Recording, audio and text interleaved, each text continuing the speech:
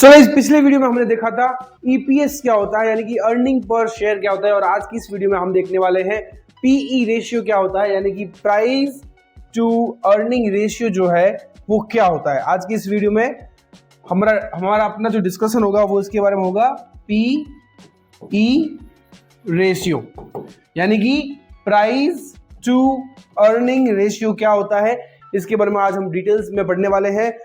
बाकी अगर आप स्टॉक मार्केट को बेसिक से लेकर एडवांस तक सीखना चाहते हो, हर छोटी छोटी टर्म्स को आप सीखना चाहते हो, तो लिंक जो है वो डिस्क्रिप्शन में दिया हुआ है प्लेलिस्ट का, बिल्कुल फ्री में आप जो है वो एकदम अच्छे से सीख सकते हो।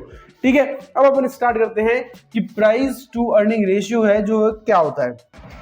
हाँ भाई, सबसे पहले आज हम देखेंगे पीई रेशियो का डेफिनेशन, पीई रेशियो क्या होता है। तो देखो भाई, पीई रेशियो का फुल फॉर्म क्या है। तो पीई रेशियो का फुल फॉर्म है price to earning ratio. Price to earning ratio अभी एकदम अच्छे से डिटेल में समझाऊंगा मैं, बने रहिए वीडियो के अंदर। वीडियो पसंद है तो लाइक कीजिएगा। अब देखियो फॉर्मूला क्या है इसको निकालने का, पीई रेशियो को।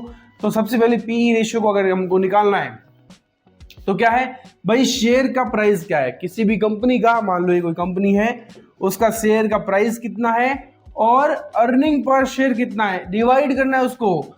डिवाइड कितने से करना है, तो डिवाइड करना है अपने को ईपीएस। अगेन समझो, एक कंपनी है, उसका मार्केट में शेयर है, उसका एक शेयर का प्राइस कितना है और उसका ईपीएस कितना है, अर्निंग पर शेयर कितना है। तो अपन को क्या मिल जाएगा, पीई रेशियो मिल जाएगा।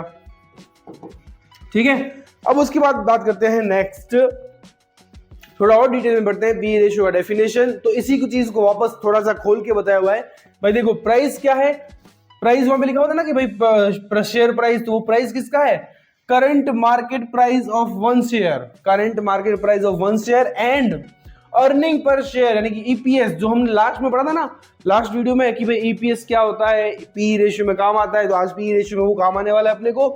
भाई देखो क्या होता है, जो ये वीडियो आज ही देख रहे हैं जिनको ईपीएस का मतलब नहीं पता, हालांकि वो देख सकते हैं, लेकिन मैं शॉर्ट में बता देता हूं कि भाई कंपनी का नेट प्रॉफिट कितना है साल भर का, और उसका जो टोटल आउटस्टैंडिंग यानी कि कंपनी के पास कितने शेयर है, कंपनी का साल का नेट प्रॉफिट कितना है, सब कट कटा के टैक्स वगैरह, और उसके बाद कुल शेयर कितने कंपनी के बाद, तो उसको जो है वो क्या बोलते हैं, ईपीएस, अर्निंग पर शेयर। ठीक है, अब अपन एग्जांपल भी लेंगे भाई इसमें। लेट्स सपोज कोई कंपनी एक्स है जिसका शेयर प्राइस 200 रुपए है। कितना है, ये मैंने 200 रुपए लिख दिया। अब सपोज करो शेयर प्राइस 200 है और उसका ईपीएस यानी कि अर्निंग पर शेयर कितना है, 220 रुपए। तो अपने को क्या करना था, अपने को करना था भाई कि जितना शेयर का प्राइस है उसको डिवाइड करना है अपने को ईपीएस से। तो शेयर प्राइस कितना है 200 रुपए और ईपीएस कितना है 20, तो ये लो भाई। ठीक है, अब आप क्या करोगे भाई कि ये 0 से 0 कट गया एंड ये 10, तो अपना आंसर कितना आ गया, तो पीई रेशियो कितना हो गया भाई 10। अब समझो, अब यहां पे आपको पीई रेशियो समझने का मतलब मीनिंग मेन समझ में आएगा कि भाई आपको एक 10 रुपए का प्रॉफिट कमाने के लिए, 10 रुपए का प्रॉफिट कमाने के लिए कितना पे करना पड़ रहा है, 200 रुपए। और ये क्या है, पीई रेशियो। ठीक है, अब समझ में आ गया ना, 10 रुपए को कमाने के लिए 200 रुपए प्रॉफिट करना पड़ रहा है, समझ गए। अब जैसे कि समझो, एक और एग्जांपल देता हूं, इससे थोड़ा सा रिलेटेड है। सपोज करो एक बिस्किट है, आपने 4 में खरीदा और 6 रुपए में उसको बेच दिया, तो 2 रुपए आपका प्रॉफिट हो गया। ठीक है, अब ये इस फॉर्मूले से नहीं आएगा, लेकिन मैं आपको अलग तरीके का एग्जांपल देके उसको कनेक्ट कर रहा हूं पीई रेशियो से। तो 2 रुपए, अब आपको 2 रुपए का प्रॉफिट कमाने के लिए कितने रुपए खर्च करने पड़े, 4, समझ गए। तो इस तरीके से पीई रेशियो होता है। उसके बाद देखो पीई रेशियो का यूज क्या होता है भाई, शेयर मार्केट में हर चीज का, छोटी से छोटी चीज का यूज होता है ना। तो अब चलो भाई क्या है पीई रेशियो का मतलब, यहां थोड़ी सी इंपॉर्टेंट चीजें आने वाली है, समझ में आने वाली है। तो यहां पे देखो वैल्यूएशन इंडिकेशन। अब देखो वैल्यूएशन इंडिकेटर है भैया, अगर आप as a investor share market में घुस रहे हो तो आपको पीई रेशियो कैसे हेल्प करेगा। तो देखो अगर पीई रेशियो लो है तो क्या है वो, या तो वो शेयर अंडर वैल्यूड है, और पीई रेशियो अगर हाई है तो वो क्या है, ओवर वैल्यूड, यानी कि रिलेटिव टू पीयर्स। अब देखो सपोज करो किसी शेयर का प्राइस 100 रुपए है, एक्चुअल प्राइस 100 रुपए है, लेकिन अभी फिलहाल वो ट्रेड में चल रहा है 120 पे, तब उसकी वो क्या हो गया, वो हो गया ओवर वैल्यूड। लेकिन अगर वो 80 रुपए पे चल रहा है, 80 रुपए पे चल रहा है, तो वो क्या हो गया, अंडर वैल्यूड। अच्छा अब तुम खुद आंसर बताओ, अब मैं जो क्वेश्चन पूछ रहा हूँ उसका आंसर बताओ। तुम या इन तीनों में से कहाँ इन्वेस्ट करना पसंद करोगे? इन दोनों में से भाई, ये एक्चुअल प्राइस है, इन दोनों में से कहाँ इन्वेस्ट करना पसंद करोगे भाई? या तो तुम करोगे 80 पे या तुम 120 पे, लेकिन रिस्क कहाँ ज्यादा है? रिस्क है भाई 120 पे।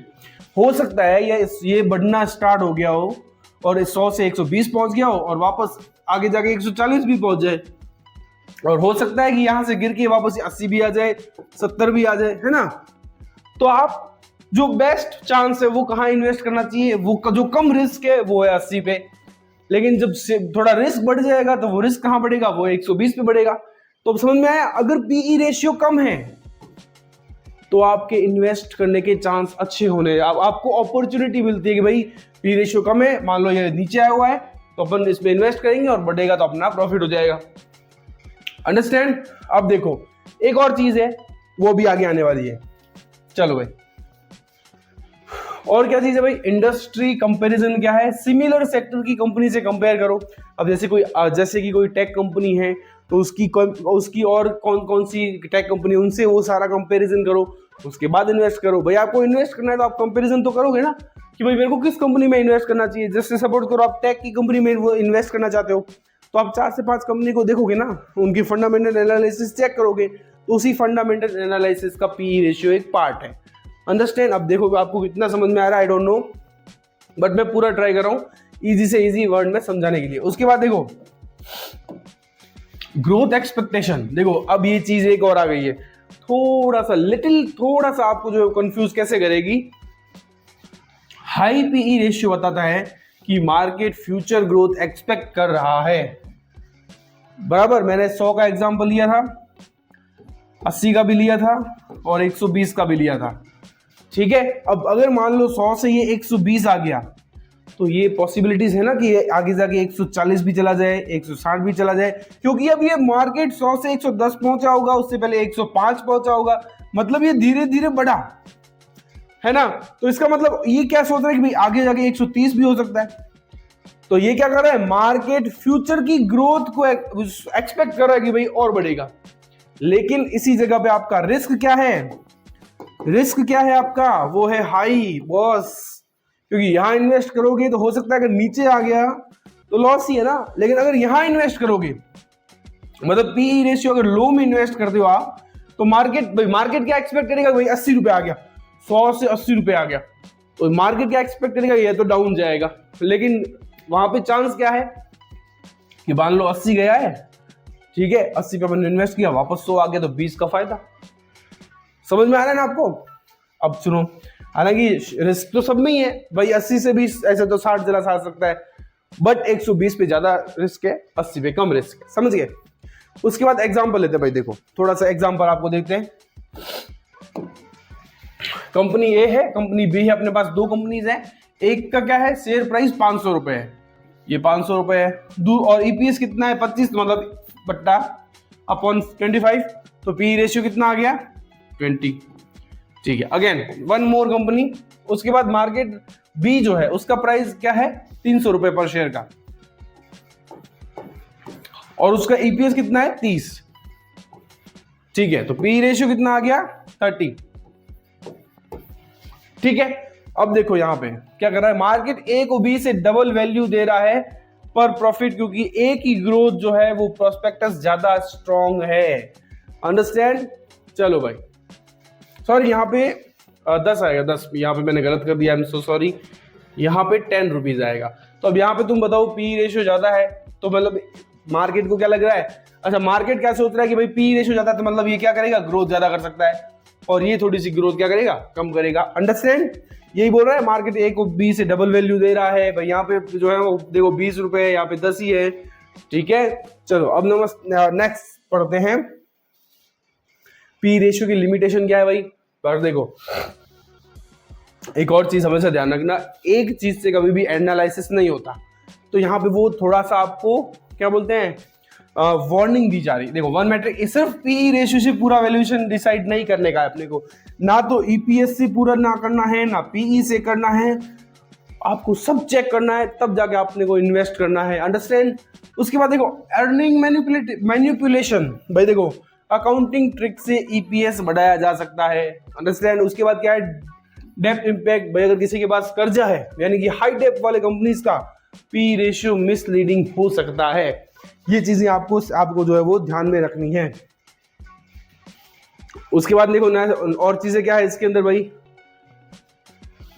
हाँ ये थोड़ा सा इसके अंदर इंपॉर्टेंस है। हाँ इसमें देखो ग्रोथ स्टॉक है, हाई पी रेशियो जो है वो फ्यूचर ग्रोथ को प्रेडिक्ट करता है, ये हमने देख लिया है। और वैल्यू स्टॉक क्या है, यानी कि लो पी रेशियो मार्केट को अंडरएस्टिमेट करता है। अंडरस्टैंड। तो ये पी रेशियो हमने समझ लिया कि पी रेशियो अगर कम जा रहा है तो चांसेस आपके पास अच्छे हैं कि आप इन्वेस्ट कर सकते हो, लेकिन ज़्यादा जा रहा है तो उसमें रिस्क भी ज़्यादा है, लेकिन प्रॉफिट कमाने के चांसेस भी ज़्यादा भी हो सकते हैं, बट रिस्क ज़्यादा हो सकता है, वापस भी आ सकता है। ठीक है, तो इस तरीके से आपको जो है वो पी रेशियो अच्छे से समझ आ गया, आपको ईपीएस भी समझ में आ गया, पी रेशियो भी आज जो है वो आपका समझ में आ गया।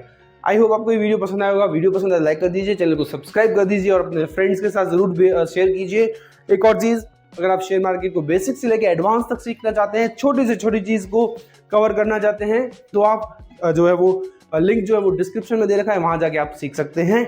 मिलते हैं नेक्स्ट वीडियो के अंदर एक और बढ़िया टॉपिक के साथ।